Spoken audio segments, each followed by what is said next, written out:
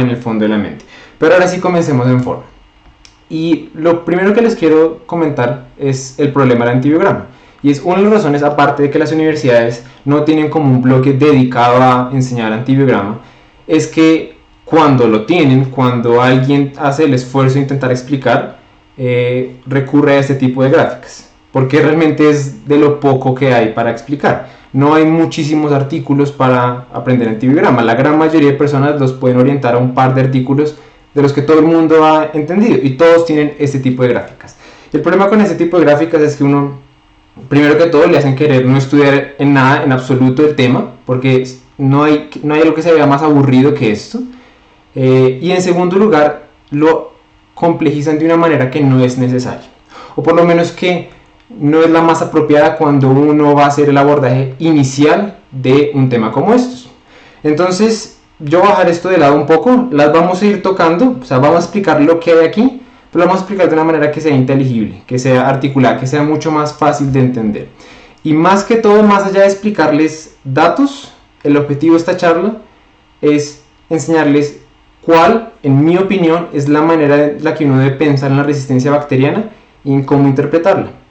Porque creo que si logran entender esto, si logran entender cómo es que piensa en esto, les va a facilitar mucho el adquirir el conocimiento. O sea, de cierta manera lo que intento decir es que esta charla no va orientada a que yo les explique cada detalle que hay, cada gen que hay de resistencia, cada mecanismo de resistencia que existe, porque eso está ahí, eso está en estas tablas.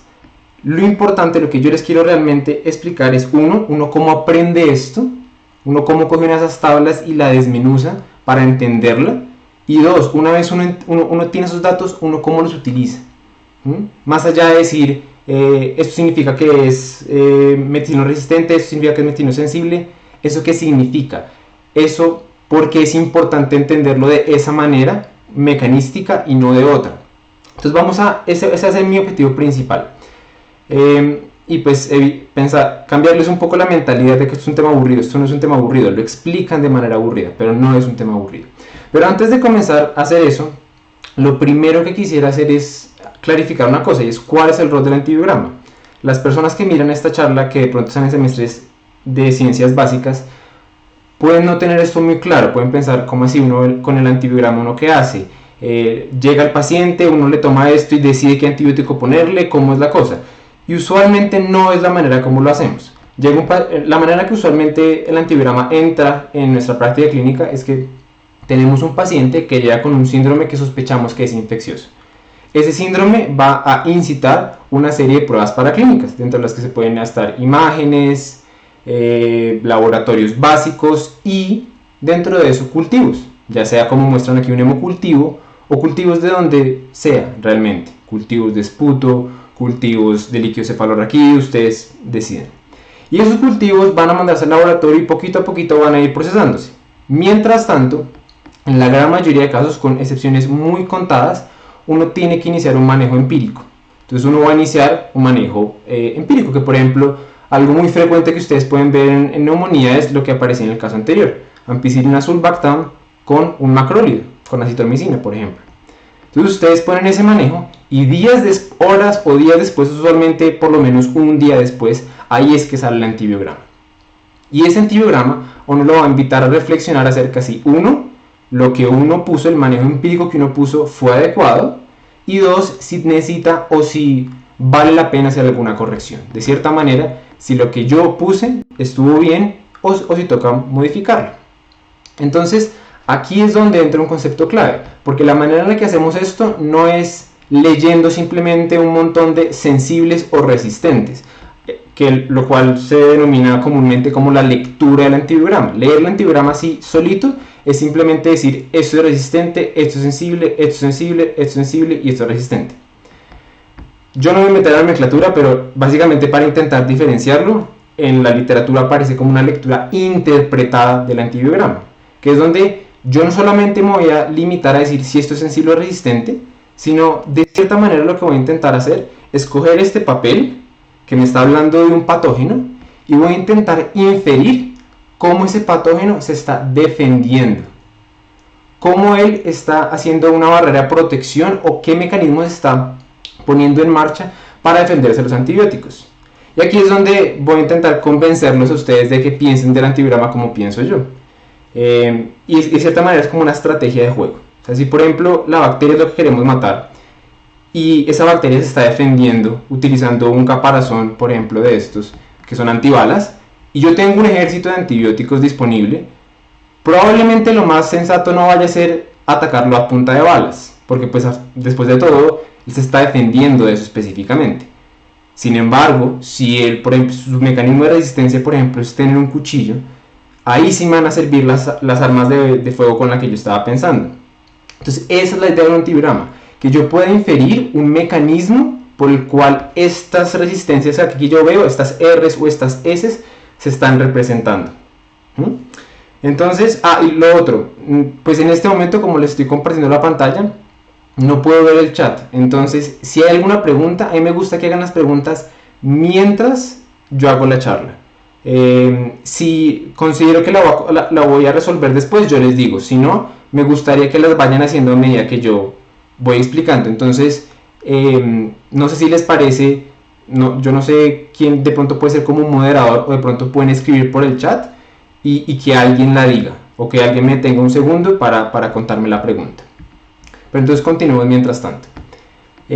Ahora bien, de pasar de tener ese cultivo, esa muestra, a llegar a este papel, hay un paso clave y es conseguir una cosa que se llama la MIC o el SIM. La MIC o el SIM, que una es en español y otra es en inglés, es la concentración inhibitoria mínima. Y si ustedes preguntan la definición técnica, es esta: la concentración más pequeña que previene el desarrollo de una suspensión de 10 a las 5 unidades formadoras de colonias después de incubarlo por 18 horas. En palabras sencillas, es básicamente la concentración más pequeña de un antibiótico que previene el desarrollo, que previene el crecimiento de unas colonias, ¿cierto?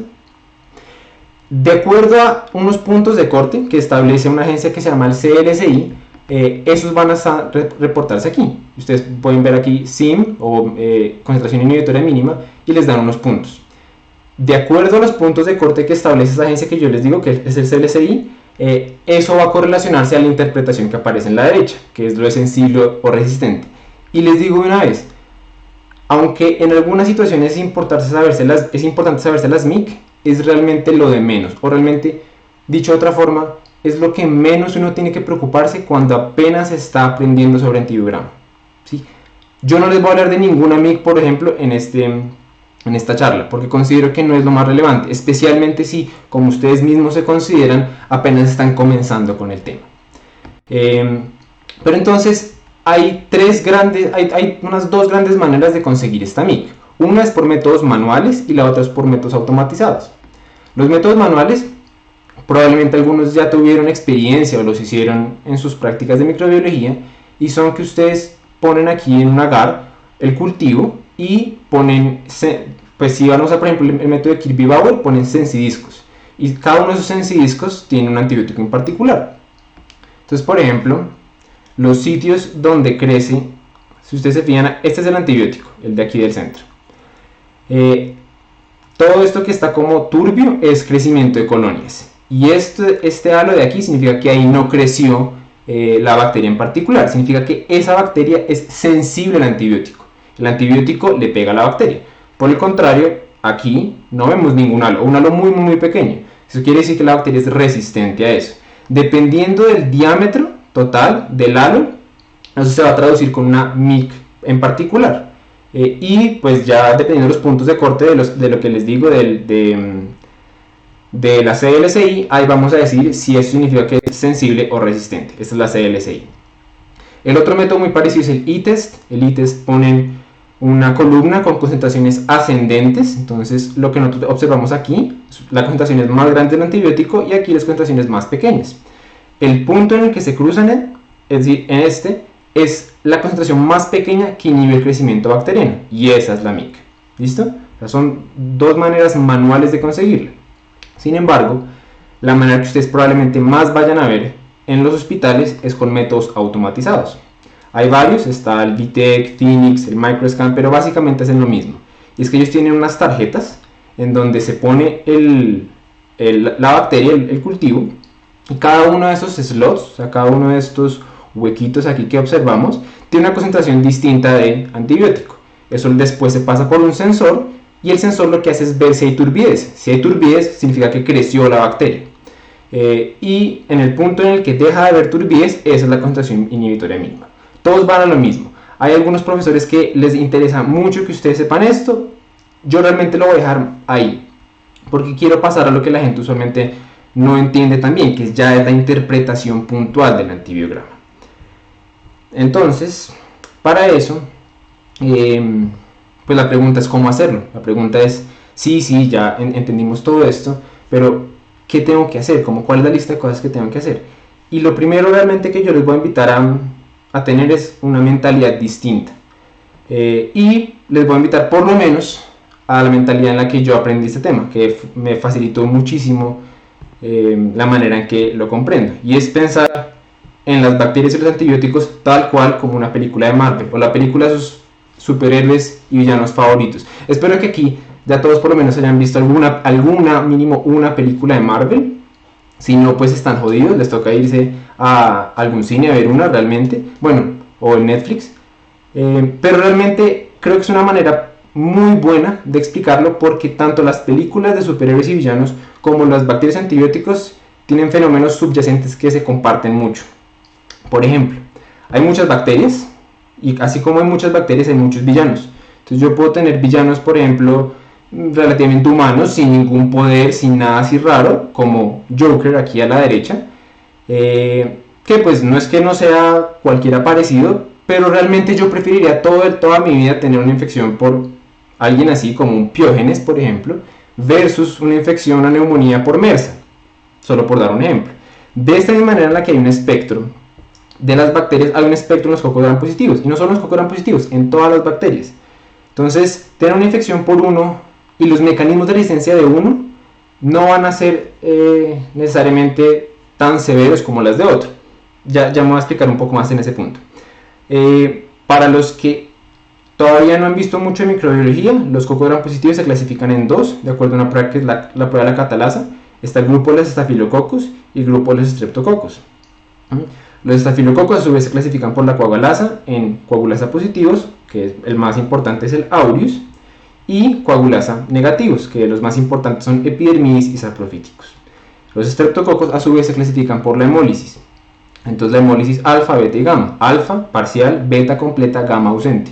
Y ahí encontramos Pneumoniae viridae en el primer grupo, Piógenes agalacti en el segundo, y Enterococo y el bovis, que ahora en realidad se llama Garoliticus, en el tercer grupo. Entonces, lo que yo les estaba contando es que así como hay varios cocos, cada uno tiene como una severidad distinta, hay varios villanos. Y lo mismo pasa con los antibióticos. Hay villanos en grados como diferentes de poder. Entonces tenemos a Robin, que es un célebre más desprestigiado de todo el mundo, y esa viene siendo nuestra penicilina, que sirve para un par de cosas, es útil. Cuando primero salió fue un boom, y ahora realmente nadie hace una película de él. Y están ya superhéroes un poco de más liga, estilo Thor, estilo otra cosa, pues como ese estilo, que en este caso viene siendo nuestra vancomicina. Ahora, la manera, lo explico de esta forma, porque así como nadie vería una película de Robin contra Thanos, tener una pelea entre Joker y Thor también sería injusto. Y de esa misma forma, nosotros utilizamos antibióticos. Y eso es algo que ustedes frecuentemente van a escuchar, y es que nosotros siempre intentamos utilizar el menor espectro posible. Quiere decir que si entre estas dos personas puede haber una guerra justa, la vamos a tener. No vamos a irnos directamente al que puede matar todo. Esto usualmente lo queremos evitar. Entonces, a lo que vamos a utilizar, espero que todo el mundo me pueda seguir con esta metáfora de los héroes. Les voy a contar más o menos cuál es la escala de los beta-lactámicos en esto de héroes, y de pronto así los ubican un poco más sencillo. Entonces, nuestro escalón más bajito, y estoy haciendo esto porque cuando hablemos más adelante de la interpretación del antibiograma con los beta-lactámicos, frecuentemente voy a hablar de subir espectro o bajar espectro. Y eso es a lo que me refiero. El espectro que les voy a explicar aquí va en orden ascendente. Quiere decir, de menor espectro aquí a mayor espectro acá. ¿Listo? Entonces quiero que tengan muy en cuenta el orden en que les voy a contar a estos señores. Entonces nuestro menor espectro es la penicilina. Las penicilinas naturales fueron el primer antibiótico descubierto, sirven para un par de cosas, y vamos a ver que usualmente es lo que primero las bacterias se vuelven resistentes. Después están las aminopenicilinas. Las aminopenicilinas vienen siendo como nuestro Tony Stark sin traje. Sirve para un par de cosas, pero no es lo mismo que con traje. Aquí las aminopenicilinas más importantes, amoxicilina y ampicilina. Después van las antiestafilocóxicas, o también llamadas las semisintéticas. Estas penicilinas, que la más importante va a ser la oxacilina, vamos a ver las que se utilizan un montón, especialmente en el antibiograma, son marcadores de un montón de resistencias. Después van las aminopenicilinas con el inhibidor, aquí ya esto está, pero con el traje. Aquí el inhibidor viene siendo sulbactam, clavulanato o tazobactam, alguno de esos tres. Y siguiente escalón están las cefalosporinas de primera a cuarta generación. Esto lo hice a propósito, hay una quinta generación. Sin embargo, esa por ahora no la metan dentro de este grupo. Y ya les voy a contar por qué. Y finalmente están los carbapenémicos. Entonces, creo que cualquier persona puede entender que si ha visto alguna película de Marvel, que uno no mandaría a Hulk a manejar un crimen local, un robo en una tienda. Él mismo terminaría destruyendo la tienda. De esa misma forma quiero que piensen los antibióticos. Nosotros no vamos a utilizar un carbapenémico para manejar una faringitis estreptocóxica, aunque se pueda, simplemente porque no es necesario. Nosotros siempre intentamos que la pelea sea justa, que usar el mínimo que se pueda, el mínimo espectro posible. Entonces, si ya entendieron como esta fila de espectro ascendente, ahora sí vamos a entrar de lleno a hablar de los cocotran positivos. Y lo que voy a hacer es centrarme particularmente en uno, porque creo que si aprenden a interpretar un antibiograma del aureus, realmente tienen el 70% de lo que necesitan para interpretar el antibiograma de cualquier cocotran positivo. Entonces vamos a comenzar con esto. El aureus es la primera bacteria que la gran mayoría de estudiantes se entera, precisamente porque estuvo muy presente en la historia de los antibióticos. Si ustedes recuerdan, la historia es que Alexander Fleming se fue de viaje, no sé qué, dejó sus petris, y cuando volvió, un hongo había colonizado el petri. Y ese hongo, él se fijó que alrededor de esta colonia del hongo había una zona en donde no crecía la bacteria. De ahí pasó a darse cuenta de que eventualmente esta zona donde no crecía la bacteria se daba porque ella secretaba una penicilina. De ahí nosotros aislamos y pues creamos la penicilina. Les presento la penicilina, esta es su estructura. Lo que quiero que se lleven es siempre identificar este cuadradito de aquí. Ese cuadrado es el anillo de los betalactámicos y están todos los betalactámicos, desde penicilinas hasta los carbapenémicos. Ahora bien, en este momento, cuando se descubrió, como ustedes pueden asociarlo, pues la penicilina lograba matar al aureus, por eso es que precisamente no crecía. O sea, inicialmente, hace unos años, el fenotipo salvaje, el fenotipo más frecuente de los aureus, era sensible a todos los betalactámicos. El que sea, ustedes pueden irse con penicilina natural normalita y lo mataban. Y para que lo tengan como más divertido en su mente, vamos a decir que la penicilina natural era nuestro baby Thanos. O sea, era el Thanos bebé. Era el Thanos que perfectamente podemos mandar a Robin o a Tony Stark sin traje al pasado y lo mataban y realmente no iban a tener mucho problema. Estas cepas no duraron mucho porque, pues, como todo en la vida, Thanos comenzó a crecer, comenzó a aprender a defenderse y ya siendo adolescente aprendió a tener un mecanismo de resistencia. Y ese mecanismo de resistencia está presente actualmente casi que en un 95% de las cepas que nosotros aislamos de los Staphylococcus aureus. Y estas cepas lo que hacen es producir unas penicilinasas. Las penicilinasas son unas enzimas que, como dice el nombre, van a desactivar a los betalactámicos, puntualmente en este caso a las penicilinas. Ahora bien, la manera en la que lo adquirió fue a través de un gen que se llama el gen BLAZ. Y ese gen BLAZ hace una penicilinasa y aquí es donde usualmente la gente se pierde. Esa penicilinasa tiene un nombre, y tiene un nombre que es PC1. Y a su vez tiene una clasificación que es Ambler A, Bush, Jacob y Medeiros 2A. Y aquí es donde todo el mundo se pierde, aquí es donde todo el mundo le coge rabia a esto.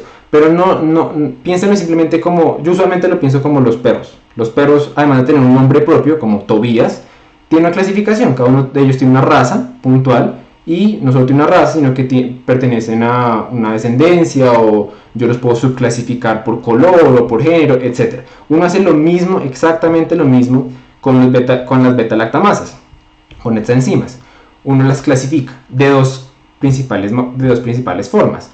La primera de ellas es por su clase molecular, quiere decir su estructura. Y aquí hay 4 grandes grupos: la clase A, la clase B, clase C y clase D. ¿Realmente hay que aprenderse eso? No. Puede que alguien llegue y les pregunte de qué clase de Ambler es, pero realmente es lo de menos.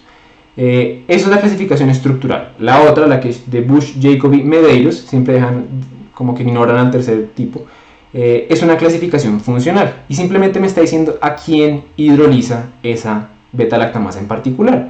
Y lo mismo, si ustedes les enseñaron esto, uno eventualmente se lo aprende de tanta práctica, pero por ahora lo único que me interesa es que sepan de que al yo hablar de una penicilinasa clase A, Bush, Jacobi, Medeiros 2A, estoy diciendo únicamente qué tipo de penicilinasa es. Y ya, realmente no estoy haciendo nada más. Si ustedes se fijan, por ejemplo, en esta clase que estamos hablando aquí, el ejemplo que ellos dan de penicilinasa es la PC1, que es la que estamos hablando, la del aureus. ¿Y a quién hidroliza ella? A penicilinas naturales y que aquí no aparece, y aminopenicilinas. Eso hace esa penicilinasa en particular. Entonces, el aureus más frecuente de todos es el productor de penicilinasas. Y hace lo que les acabo de contar, hidroliza penicilinas naturales y aminopenicilinas. Entonces, ¿nosotros qué hicimos? Pues nada, subimos de espectro. Entonces, ¿cómo matamos a este aureus? Que a propósito, este aureus ustedes frecuentemente lo van a escuchar como el aureus meticilino sensible.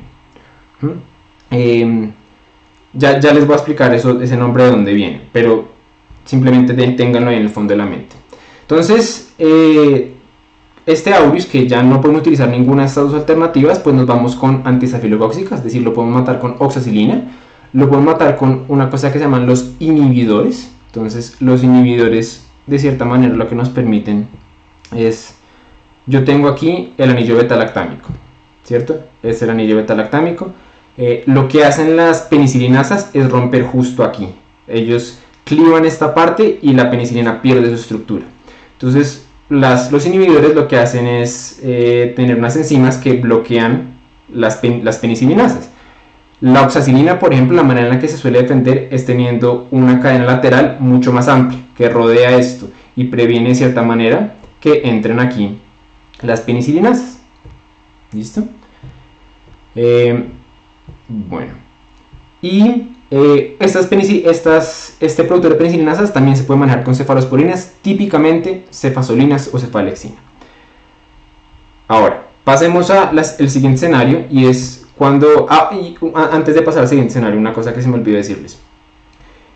Es tan frecuente este fenotipo del Staphylococcus aureus, productor de penicilinasas, que ya muchos antiviromas ni siquiera reportan la penicilina, porque se asume que va a ser resistente. Entonces es como para tenerlo en mente. Y aunque en un antiviroma no me la reporten, probablemente lo más seguro es hacer eso, es asumir de que es productor de penicilinasas. Ahora bien, dicho eso, hay una última cosa que hay que saber de esas penicilinasas, es que se pueden hiperproducir. O sea, este Thanos como de adolescente puede armarse, puede hiperproducir su enzima. Y al hacer esto, extiende de cierta manera su resistencia hasta la oxacilina.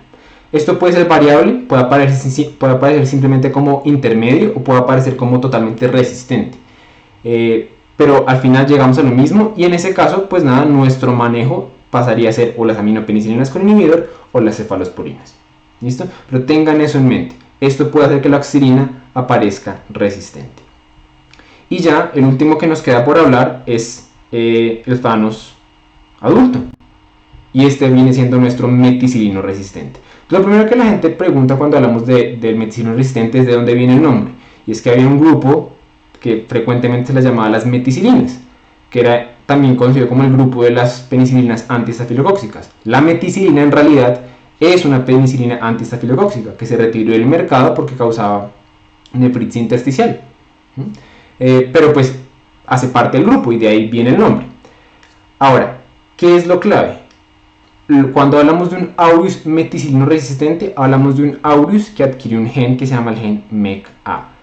Para las personas que estén interesadas en, por ejemplo, hacer el USMLE, esto es una pregunta que frecuentemente sale ahí. ¿Cuál es el gen que media la meticilino resistencia? El gen MECA.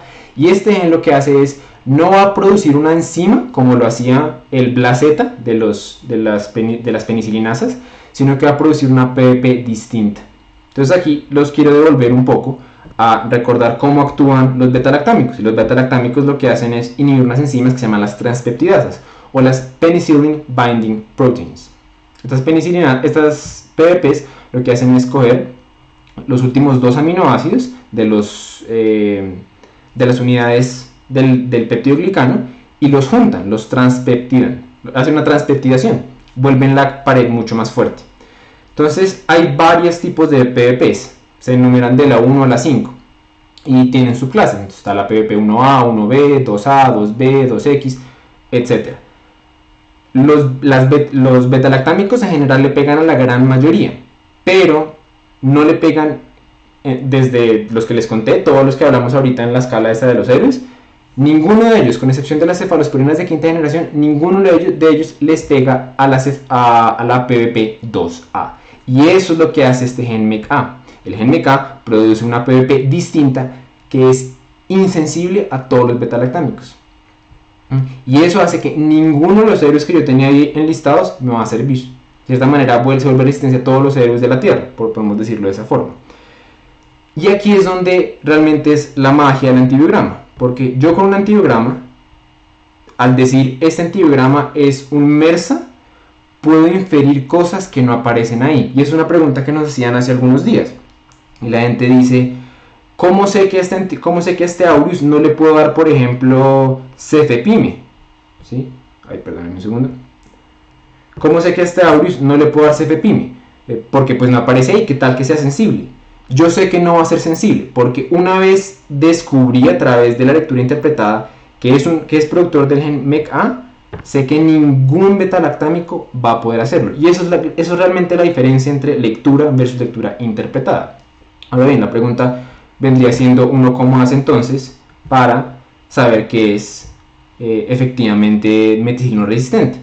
Y la manera, como el algoritmo que uno usualmente tiene presente es, uno primero ve la oxacilina, porque realmente es el único, si ustedes se fijan de toda esta lista, es el único betalactámico que nos están reportando. Entonces decimos es resistente. Entonces el miedo viene siendo que sea meticilino resistente. Y de ahí pasamos a ver el screen de cefoxitin. Entonces el cefoxitin que aparece aquí es una cefalosporina segunda generación de una subclase que se llaman las cefamicinas. Por ahora no me interesa que sepan eso. Pero es una cefalosporina segunda generación. Y lo que tiene de importante es que esa cefalosporina segunda generación es capaz de inducir la expresión del gen MECA. Es decir, cuando yo tengo aquí mi colonia, pongo el cefoxitin va a hacer que se exprese esa PBP en su máximo poder. Entonces va a aparecer la resistencia. Y es lo que llamamos un antibiótico marcador. Entonces, si yo observo de que efectivamente la bacteria creció, en la prueba de cefoxitin llamo una prueba positiva, que es lo mismo que resistente. O sea, escribiendo cefoxitin positivo es lo mismo que cefoxitina resistente. En ese caso, cuando yo observo cefoxitin positivo o resistente, hablo de un Staphylococcus aureus meticilino resistente. Es decir, ningún betalactámico me va a servir. Quiero pasar, entonces ahí hablamos de varias cosas. Quiero que intenten aplicar un poco de lo que hablamos con un ejemplo. Entonces, si salieron de los Socrative, vuelvan a meterse y quiero que respondan esta pregunta, la pregunta número 3. 2 minuticos, piénsenla, ahí están las opciones y seguimos cuando respondan.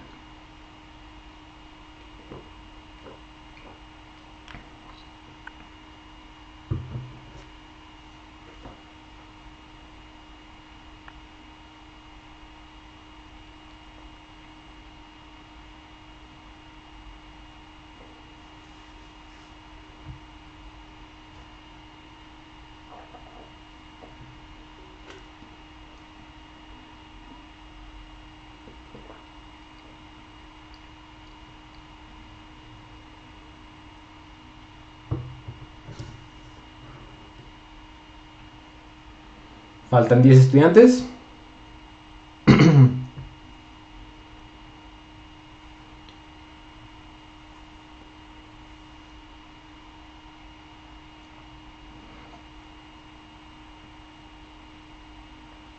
¿4 estudiantes?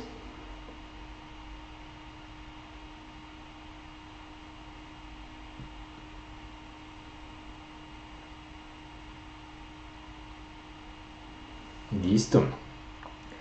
Entonces, me alegra decirles que el 70% respondieron bien, lo cual es un buen número, especialmente que vamos apenas comenzando.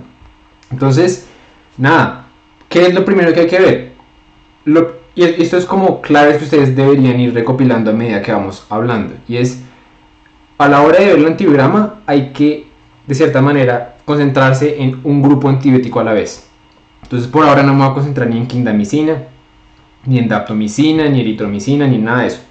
Me voy a concentrar únicamente en los beta-lactámicos, por ahora.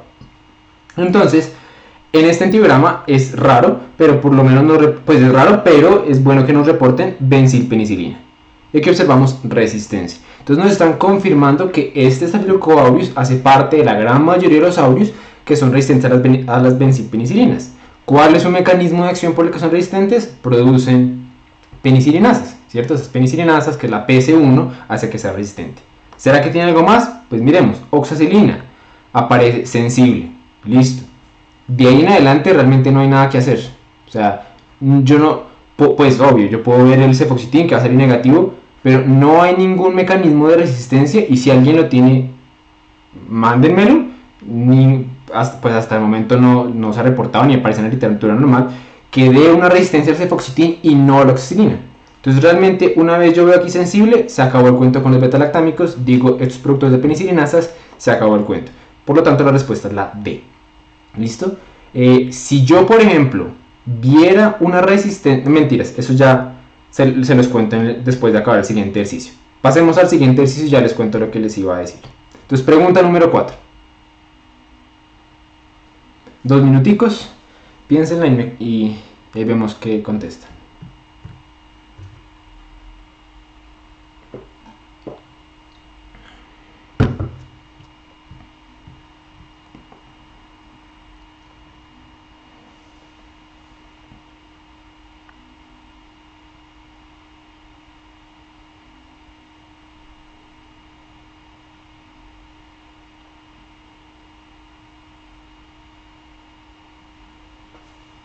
¿10 estudiantes faltan?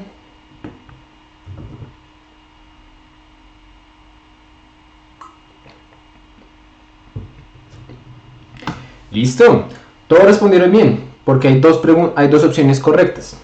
Uno, es productor de penicilinasas. ¿Por qué? Porque hace parte de la mayoría que es resistentes a las penicilinas. Y dos, si vemos la oxacilina es resistente. Hay dos maneras de ser resistentes a la oxacilina. La primera forma es hiperproduciendo mi penicilinasa, ¿cierto? Que ya lo hemos visto arriba. Voy a volver un segundo aquí arriba. Si yo hiperproduzco la penicilinasa, me puedo llevar la oxacilina. Entonces es una alternativa. ¿Cómo hacemos para diferenciar ese mecanismo de resistencia a la oxacilina versus el MERSA? Pasamos al test del cefoxitin. Y en este caso el test del cefoxitin nos aparece positivo. Quiere decir, tiene un gen MECA, produce una PVP distinta, una PVP 2A, y esa PVP no le puede pegar ningún beta-lactámico con excepción de las cefalosporinas de quinta generación. Entonces, hasta ahorita, creo que solo respondió una persona de manera incorrecta. Muy bien. Entonces, la pregunta viene siendo listo. Entonces, ya sabemos de este señor, del medicino resistente. ¿Cómo lo matamos?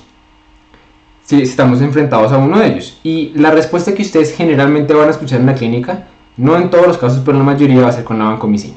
¿Sí? Si él cambió su sustrato a algo que ningún héroe de la tierra le puede matar, pues perfecto, cogemos un héroe que esté fuera de la tierra, y ese viene siendo la vancomicina. La vancomicina, lo inteligente de este antibiótico es que ella inhibe la transpeptidación. O sea, ella inhibe lo mismo que inhibe los beta-lactámicos, pero no lo hace de la misma forma. Ella no inhibe la enzima, ella inhibe el sitio donde actúa la enzima. Ella se pega a estas unidades de aminoácidos y no permite que las transpeptidasas o las PVPs se unan ahí. Entonces usualmente eso va a ser muy útil. Ahora bien, hay una cosa que no dicen mucho, no hablan mucho de la vancomicina, es que en realidad la vancomicina es más, en la vida real se parece más al Thor gordo que al Thor fit. La vancomicina no es un muy buen antibiótico y realmente cuando hay otra opción la preferimos usar. Es una pregunta muy frecuente de revista en infectología y es: ¿tengo una bacteremia o tengo algo por Staphylococcus aureus sensible? ¿Se puede usar vancomicina? La gente dice sí, ¿es lo mejor? Y entonces ahí la gente da respuestas de estilo de no, pero guardemos el antibiótico por términos de resistencia, y eso es cierto, pero no es lo único.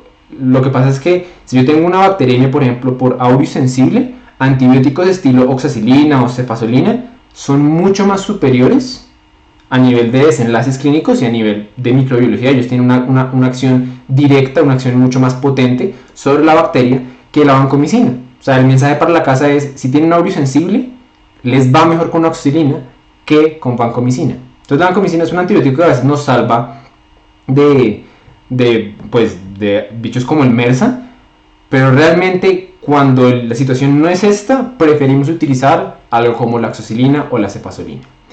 Ahora bien, les voy a hablar brevemente sobre la resistencia a la vancomicina.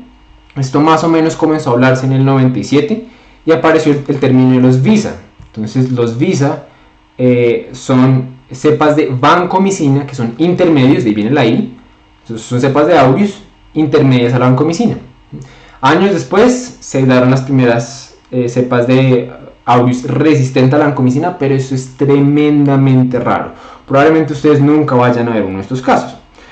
Otro término que ustedes pueden ver a veces es el término de GISA, y no GISA de Niera, sino GISA de la G viene de glucopéptido, porque se ha visto que esa resistencia a la vancomicina también se extiende a la tecoplanina, que es el otro glucopéptido. Entonces el término correcto realmente es GISA. Ahora, quiero que se lleven una cosa clave sobre estos mecanismos de resistencia, y es que frecuentemente, lo más frecuente, que es la resistencia intermedia, las VISA o GISA, van a darse por engrosamiento de la pared celular. Esa va a ser la respuesta que ustedes tienen, ese va a ser el mecanismo que ustedes tienen que pensar cuando ven una cepa intermedia de la vancomicina, que la pared celular se engrosó. De cierta manera, como para seguir con el patrón que llevamos aquí, es como si ustedes atraparan a Thor, así, o sea, vuelven la pared tan grande que el antibiótico se queda ahí pegado y no puede hacer su acción de inhibir estos sitios de aminoácidos. Ese es un mecanismo. El otro mecanismo que se describe es la sobreexpresión de PDP2A, pero ese es como un mecanismo misceláneo. El más importante es la sobreexpresión. Hay un tercer mecanismo que es aún más raro, que es la producción de unos genes que se llaman los genes VAN-A, o VAN-A o VAN-B. Estos genes son más de enterococos, pero bueno, dejémoslos de lado. Llévense para la casa el engrosamiento de la pared celular. Y eso es en cuanto a la vancomicina. Entonces, pasemos ahora a, listo, si no es vancomicina, ¿qué? Y hay muchas otras opciones. Realmente la elección al final de cuentas va a depender de qué infección estamos hablando, en qué sitio, cuál es la estabilidad del paciente. Hay muchos factores que la determinan, pero hay muchas más opciones. Entonces, de aquí, de la pared celular, ya hablamos bastante de los betalactámicos. Aquí voy a parar brevemente para mencionarles que nosotros, pues la raza humana fue muy inteligente con esto y dijo: listo, vino Thanos, entonces a un viejo amigo, a las cefalosporinas, que eran Capitán América, démosles un arma adicional que les permita pegarle a la PDP2A. Y eso fue exactamente lo que hicimos. Creamos un antibiótico beta-lactámico que le pega específicamente a esta PDP. Y son las cefalosporinas de quinta generación, llamadas ceftarolina o ceftobiprol. ¿Listo? Como para que lo tengan ahí en mente. Pero eso es simplemente una forma. Están los glucopéptidos, que ya hablamos. Están los lipopéptidos, como la aptomicina. Están otros que le pegan, por ejemplo, a la membrana celular, ya no a la pared. Están unos que inactivan, que alteran la síntesis de ADN, las quinolonas. No todas las quinolonas sirven, pero una gran mayoría sí. Los que alteran la síntesis de proteínas, que estos en realidad los que más vamos a hablar a continuación. Síntesis de proteínas y folato. ¿Listo? Pasemos a hablar un poquito de estos, de los que alteran la síntesis de proteína, puntualmente un grupo que afecta la estructura ribosomal 50S. Y ese grupo, muchas veces ustedes lo van a leer como el grupo MLSB. El MLSB es simplemente cada una de las siglas. Macrólidos, hay los macrólidos más importantes: eritromicina, es probablemente el que uno más ve reportado en los antibiogramas. Lincosamidas, la lincosamida más importante es la clindamicina, y las streptograminas, que para efectos prácticos es un antibiótico teórico. O sea, el antibiótico existe en algunos sitios del mundo, en Estados Unidos se usa y uno lo debe usar, pero por lo menos en lo que es Latinoamérica uno casi nunca va a ver ese antibiótico si se usa, y mucho menos reportado realmente. Entonces, en estos grupos uno va a escuchar hablar sobre los patrones MLSB. MLSB es que hay resistencia a cada uno de esos antibióticos, es decir, hay resistencia a macrólidos, lincosamidas y streptograminas.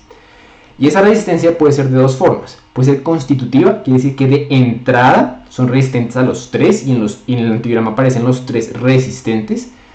O inducible, quiere decir, en el antibiograma me aparecen inicialmente clindamicina y streptograminas sensibles, macrólidos resistentes, pero si yo expongo la bacteria a un macrólido, la resistencia a esos dos se expresa. Y eso es lo que se llama resistencia inducible, ¿sí? Que inicialmente aparece con una S en el antibiograma, pero después de exponerlo a un macrólido cambia a un R. Y es por eso que eso es otra de las cosas por las que uno no simplemente lee puras S y Rs, sino que uno interpreta. Uno dice, ok, aunque aquí me sale una S, yo sé que eso realmente no es sensible por X y Y. Entonces, ¿uno cómo hace eso? ¿Uno cómo verifica que efectivamente la resistencia es inducible? Hace una prueba que se llama el D-test, o la prueba D. La prueba D es sencillamente poner en un cultivo a la eritromicina y a la clindamicina. Si la cepa que yo estoy manejando no es inducible, o sea, la clindamicina que me parece sensible realmente es sensible, yo lo que voy a observar es que se genera el halo completo. Ustedes pueden ver aquí que está completa, o sea que se ve muy bonito el halo de inhibición de la clindamicina. Entonces, en ningún punto de este agar hay resistencia a la clindamicina, en ningún punto, ¿sí? En cambio, la eritromicina, fíjense todo el crecimiento bacteriano que hay por aquí. Si nos vamos a este de aquí, lo que vamos a observar es un fenómeno muy particular, en el que la zona en la que solo hay clindamicina, no hay crecimiento bacteriano. O sea, yo podría asumir, bueno, es sensible, pero, y aquí viene la razón de por qué se llama una prueba D o D-test, las zonas donde la eritromicina llega, o sea, las zonas donde, toda esta es la zona donde eritromicina está haciendo efecto. Fíjense que las zonas donde hay sobreplapamiento entre eritromicina y clindamicina, ahí ya no aparece, ahí ya no está el halo de clindamicina. O sea, se pierde ese halo y adquiere una forma más de una D.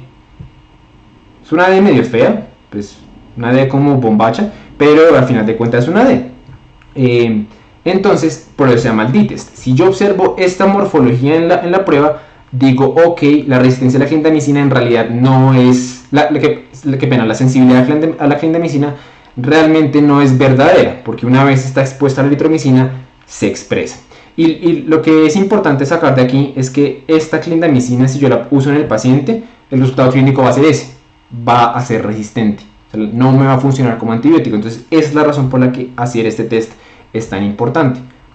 Entonces, esa es la manera como la ve. En caso que yo vea un macrólido resistente de más sensibles, hago el D-test. Si sale positivo el D-test, significa que es un MLSB inducible. Si sale negativo el D-test, significa que la resistencia es solo al macrólido, en cuyo caso vamos a estar hablando del patrón M. M es macrólido, o sea que solo resistente a macrólido. Si por ejemplo fuera resistente a macrólido y streptograminas, que realmente nunca lo van a reportar, MS. Si fuera solo lincosamidas, sería L. Si fuera solo streptograminas, sería SB. De ahí vienen todos esos nombres extraños. Quiero que sepan que todos estos, en caso de que ustedes vean estos patrones de M, MC, L, SB, la gran mayoría de ellos van a ser productos de bombas de expulsión. Y hay varios genes que causan eso, MSR, INU, etc.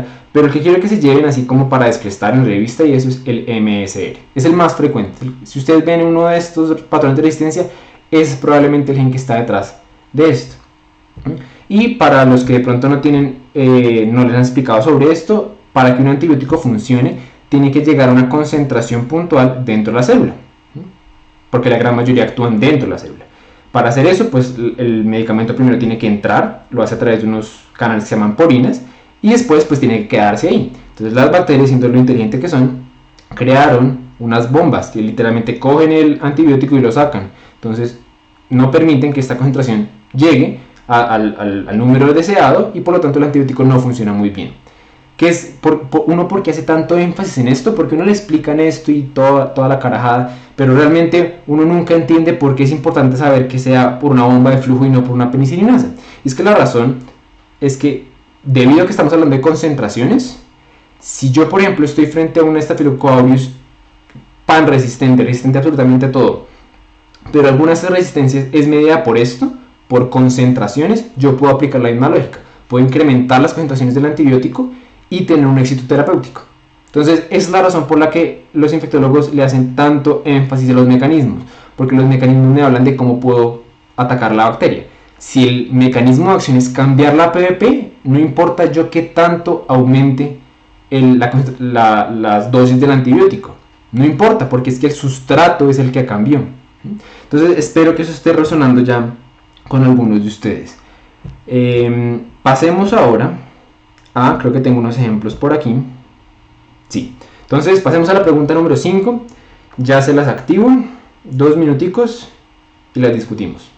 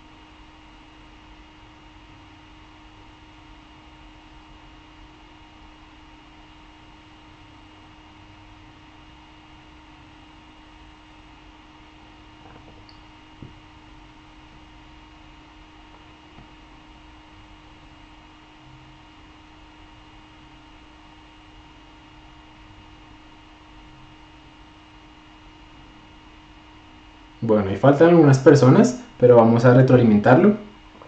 Aquí estoy seguro que algunas personas cayeron engañadas, aunque entendieron el concepto, respondieron mal. La respuesta correcta es un MLSB inducible. Y yo sé que algunos pueden estar pensando como así, pero este tipo me dijo que si de entrada la clindamicina y la eritromicina parecen resistentes, significa que es constitutivo. Sí, pero tengan en cuenta de que a la hora de yo interpretar resistencias y sensibilidades, miro esto, no esto. La razón es que esto lo saca el laboratorio, esto lo saca la persona que interpreta, muchas veces es la máquina o lo hace también automático, pero lo importante es que el que yo le tengo que confiar es a la MIC. Y aquí no estoy hablando de que tengan que saberse la MIC, pero lo que quiero que se fijen es esto. En la clindamicina, si ustedes se fijan, la MIC aparece como menor a 0.25. Quiere decir que ellos llegaron a un punto tan bajito con la concentración que esa concentración tan mínima seguía inhibiendo el crecimiento bacteriano.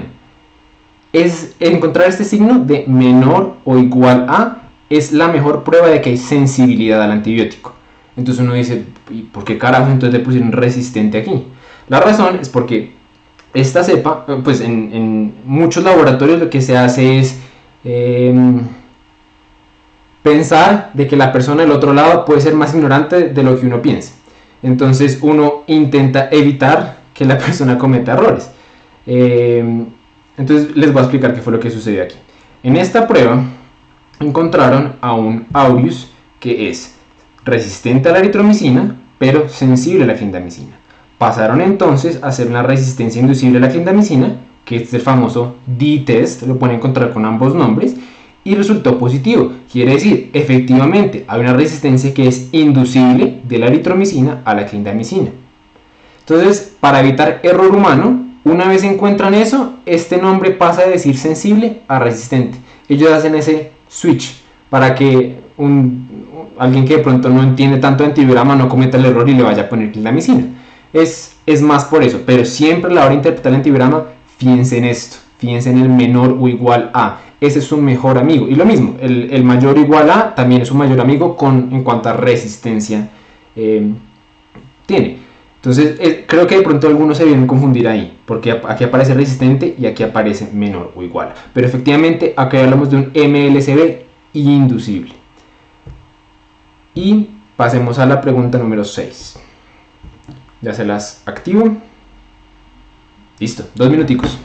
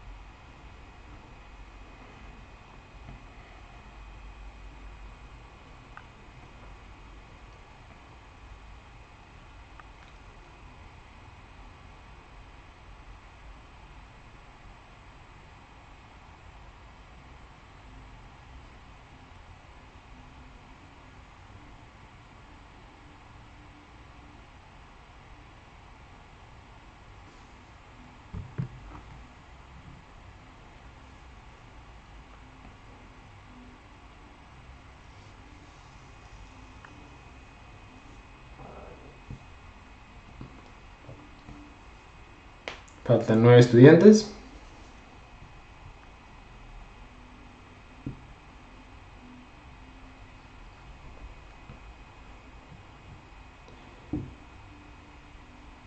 Muy bien, vamos a ir dándole a la retroalimentación. La gran mayoría respondieron bien. Efectivamente, estamos frente a un Aureus productor de bombas de expulsión. Vamos a ir opción por opción. Entonces, Aureus productor de metilasas. No sé si yo les expliqué eso. Creo que no. Y es que esta resistencia a los MLCB se da por unas, aquí lo lamento de mi parte, se da por unas enzimas que se llaman metilasas. Estas metilasas son creadas por un gen que se llama el gen ERM. Y estas metilasas lo que hacen es cambiar el sitio de acción donde actúa estos macrólidos, lincosamidas y streptograminas, que es el 50S. Entonces, estas enzimas cambian el sustrato, así es como ellos actúan. Entonces, eso es lo que medía la resistencia MLSB. Es decir, en este caso de aquí, por ejemplo, en el caso anterior, hablamos de un productor de metilasas con un MLSB inducible. En este caso de aquí, si nosotros miramos el patrón MLSB, lo primero que miramos, eritromicina, resistente. Entonces, ¿qué es lo siguiente a ver? Clindamicina, sensible, y realmente sí es sensible. Entonces, ¿qué es paso a seguir? Ver el D-test. Y el D-test sale negativo. Quiere decir, la eritromicina no induce resistencia a la clindamicina. Entonces hablamos de un patrón M. Podría ser un patrón MS, eso es cierto. Sin embargo, pues aquí no nos reportan la streptogramina. Entonces digámosle patrón M por ahora. Y ese patrón, como yo les conté, por aquí, ese patrón es producido por bombas de expulsión, en su gran mayoría por el gen MSL. Entonces la respuesta correcta en este caso es un Aureus productor de bombas de expulsión, que fue la respuesta que la gran mayoría de ustedes respondieron bien. Claramente no es modificación del sustrato por una PBP2A, la podríamos identificar con un test de cefusitin positivo, en este caso es negativo. Engrosamiento de pared celular, que es la opción número D, eso nos habla de resistencia intermedia a la vancomicina o la ticoplanina, en este caso ambas son sensibles. Y la hiperexpresión de beta-lactamasas me daría una resistencia, por lo menos una sensibilidad intermedia a la oxalina, y en este caso está sensible. Entonces, por eso no es ninguna de esas opciones. Ahora, con todo lo que vimos, espero que ya la gran mayoría de ustedes pueda entender cuál era la respuesta correcta a este caso, que fue el primer caso que yo les mostré. Entonces, aquí nos dan un Aureus y hagamos la interpretación completa. ¿Qué es lo primero que hago? Buscar la penicilina. Entonces, no está penicilina. Sin embargo, como es lo más frecuente, más del 95% de los casos, yo asumo de que es productor de penicilinasas. Paso a ver la oxalina parece sensible, entonces eso descarta cualquier posibilidad de un MERSA, la cosa no es por ahí. Vamos a ver el MLCB, entonces eritromicina aparece resistente, y efectivamente es resistente. Clindamicina, resistente, pero, fíjense aquí, la MIC en realidad es desensible. ¿Por qué se dio eso? Bueno, miremos el test de inducción de la clindamicina. Positivo, esto me lo explica. Entonces hablamos de un productor de penicilinasas que además tiene MLSB inducible. ¿Mm? Entonces miremos las opciones de respuesta. MLCB constitutivo, añadir vancomicina. Falso, porque es un MLCB inducible. Acuérdense de este menor o igual a. Aureus meticilino resistente, no. Oxilina sensible y cefoxitin negativo. Entonces este tampoco. Opción número 4, Aureus tipo Giza. Entonces ahí hablamos de los glucopéptidos intermedios. Veo vancomicina, nada. Entonces no es por ahí. ¿Cuál es la única opción que queda?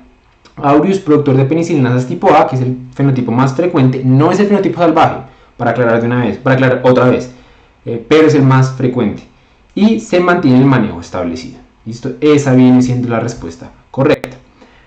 Ahora, la manera en la que yo les intenté vender este tema es pensándolo como muy caricaturesco, porque realmente funciona así. O sea, es que si uno se pone a mirar esto, de que entonces uno saca un antibiótico y luego ellos sacan una bomba y luego uno saca otro antibiótico y ellos modifican la situación, es como típica película de villano, donde cada uno va haciendo algo distinto. O sea, es súper chévere estudiar, pero pues a punta de tablas cualquier persona se aburre. Pero quiero que se entienda que todo lo que aparece en esta tabla lo vimos, pues la gran mayoría.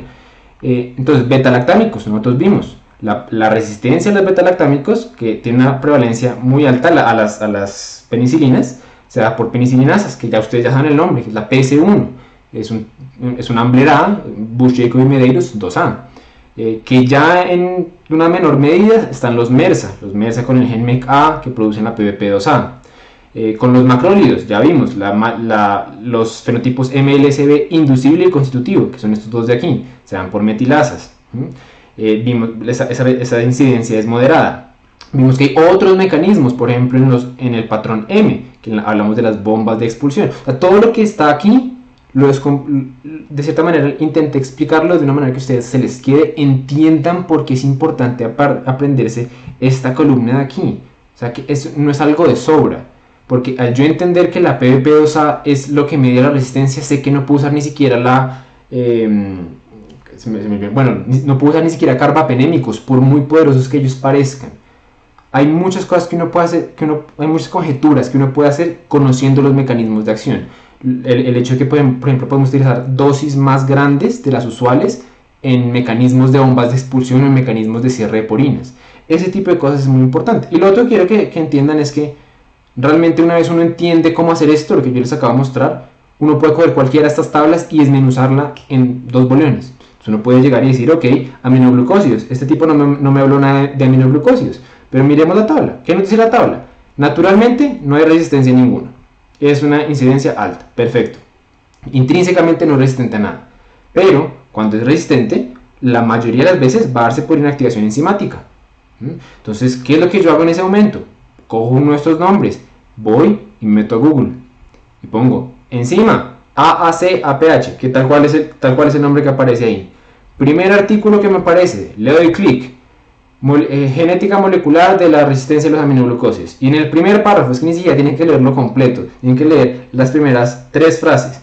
En bacterias, la resistencia a los aminoglucósidos se da por una activación enzimática por acetiltransferasas, nucleotiltransferasas y fosfotransferasas. Quiere decir, el antibiótico es inactivado por estas enzimas. Entonces yo a través de entender eso puedo hacer conjeturas. Si por ejemplo aquí me hablara de que la resistencia se da por cierre de porinas o por bombas de expulsión, sé, ok, esto puede ser susceptible a aumentar dosis y éxito terapéutico. Si por ejemplo me dice cambio de sustrato, ni modo, no puedo usar esos antibióticos. Entonces es la manera en la que uno lo aprende. Y creo que si lograron entender eso, comprenden el objetivo de la charla. Lo último que quiero mostrarles, además de que ojalá hayan entendido cuál fue el proceso en el que uno hace esto, es entenderles que lo que ustedes aprendieron es muy aplicable en general los cocos gram positivos. Entonces, sin yo haberles explicado, por ejemplo, nada, absolutamente nada del estafilococo epidermidis, quiero que intenten hacer esta pregunta, que es la pregunta número 7. Ella se las acabo de activar. Entonces, intenten, piensen que los fenómenos que ustedes entendieron son iguales y hagan la interpretación. Y en 2 minutos les cuento cuál es la respuesta.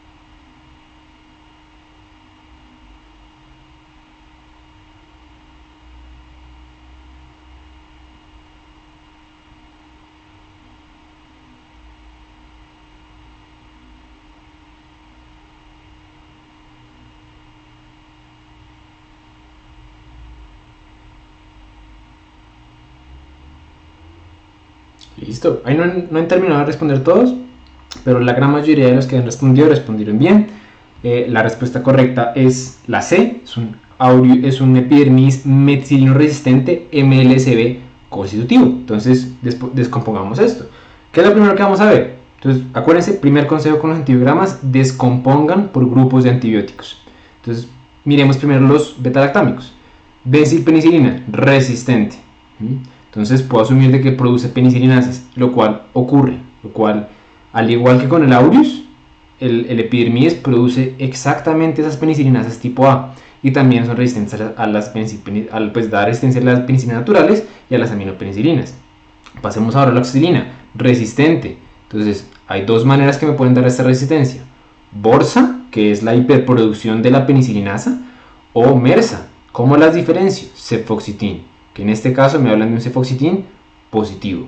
Por lo tanto, yo sé que este tiene un gen MECA, yo sé que produce una PBP2A y yo sé que esto es un meticilino resistente.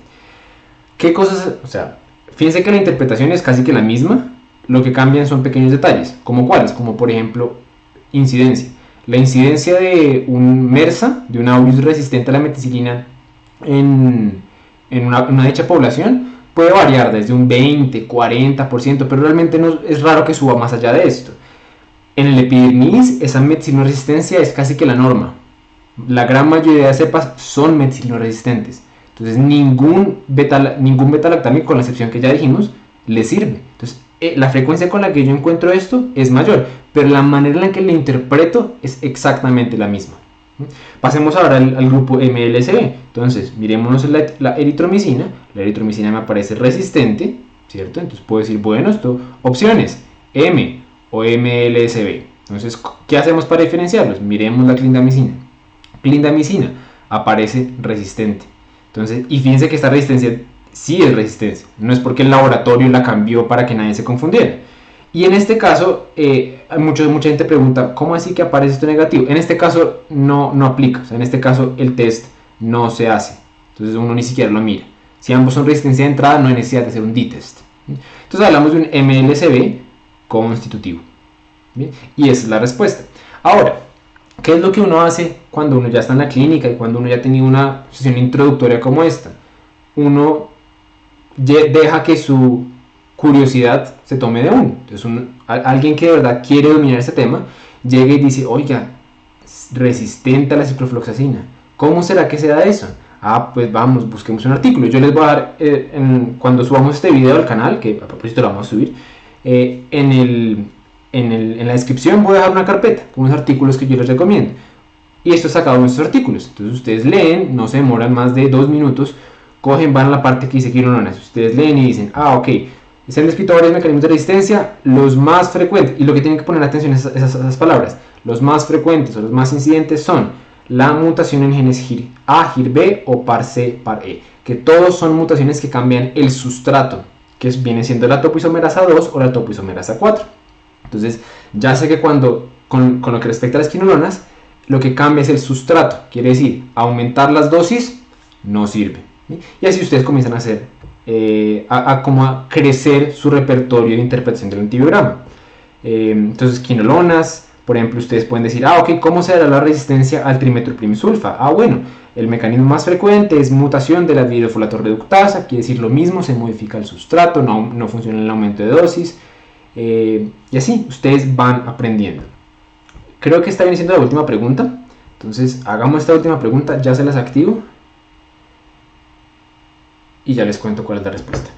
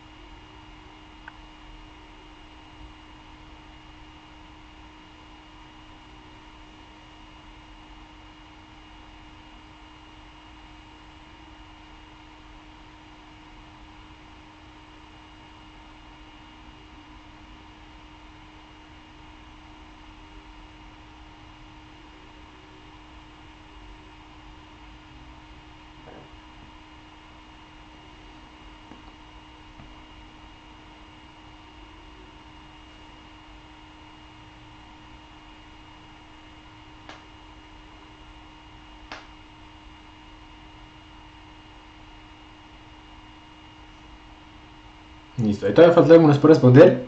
Ya respondieron algunos. En general, más del 80% tuvo la respuesta correcta. Me alegra ver esos números. Hablamos aquí en este caso de un MLSB constitutivo. ¿Por qué? Lo mismo, resistencia verdadera a la eritromicina, resistencia de entrada verdadera a la clindamicina. Entonces, es un MLSB constitutivo. Si les preguntan cuál es el mecanismo de resistencia en este caso, genes ERM, productores de metilasas. O sea, fíjense que sin importar realmente, bueno, no es que no importe, pero hay muchas cosas que ustedes aprendieron aquí con Aureus que se aplican a todas las especies de los gram positivos. Obviamente, no a todas.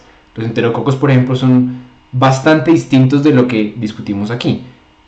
Pero lo que yo quiero explicarles es que si ustedes aprenden bien un par de cosas, se van a poder defender en un gran rango de escenarios. Y para elaborar eso un poquito más, voy a mostrarles aquí. Entonces esas tablas que yo tanto odio, a final de cuentas, es de donde uno termina aprendiendo eso. Entonces, por ejemplo, fíjense, MLSB, que son macroliodincosamidas streptograminas. Fíjense que, aunque estemos hablando de una bacteria completamente distinta, Streptococcus pneumoniae, los mecanismos son iguales. Metilasas, ERM. Aquí, si algo, lo único que cambia no es el mecanismo de la resistencia del patrón M, sino el gen. Ya no son los genes ERM, qué pena, ya no son los genes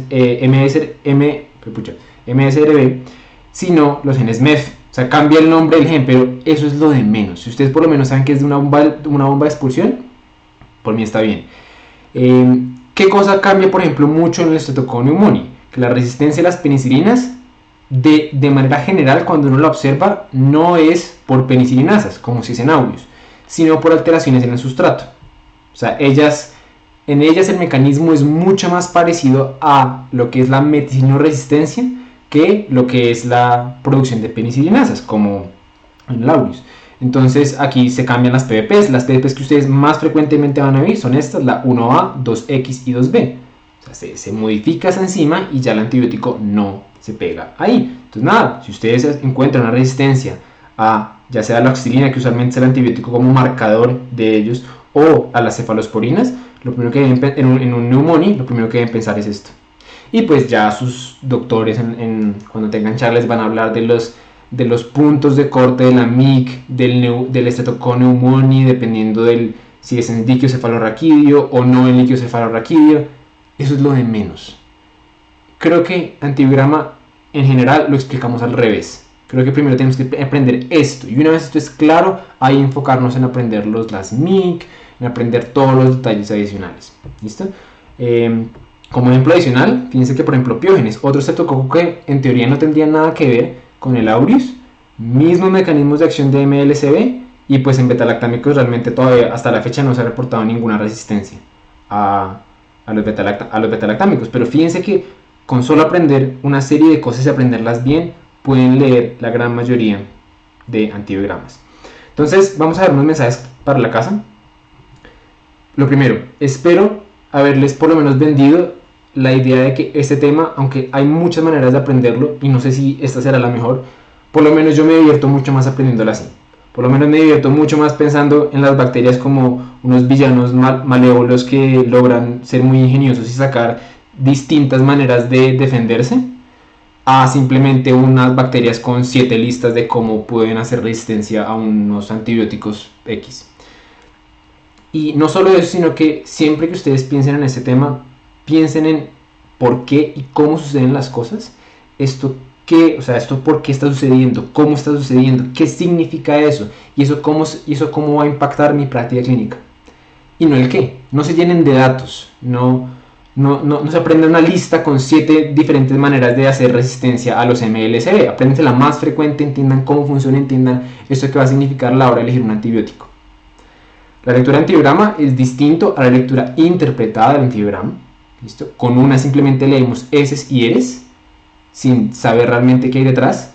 Y con la otra intentamos ver un trasfondo, de ver la bacteria cómo se está defendiendo. Al entender cómo se está defendiendo, muchas eses que aparecen como eses, al final van a ser R's en realidad. Y muchos antibióticos que ni siquiera me nombran, yo sé que me pueden o servir o de entrada no servir. Siempre que tengan un antibiograma al frente, divídenlo. quiten de su mente algunos antibióticos y concéntrense solo en una clase a la vez. Y con esa clase conozcan los mecanismos más frecuentes de resistencia y cuál es la manera de identificarlos. Ya sea el cefoxitin, ya sea la oxicilina, ya sea la eritromicina y después la clindamicina.